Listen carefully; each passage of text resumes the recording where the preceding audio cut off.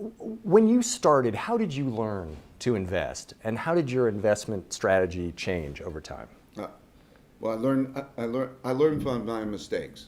In other words, my instinct is, you go there and you place a bet.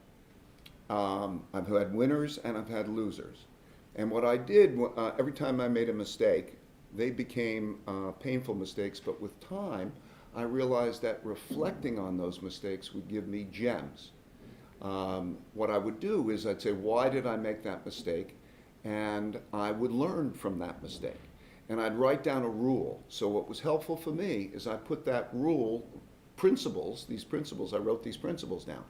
Those principles that I wrote down, I then put into algorithms, in other words, equations. And what I learned by being able to do that is if I took my decision criteria, those principles, and then I tested them back through time, I gained a perspective that was fantastic.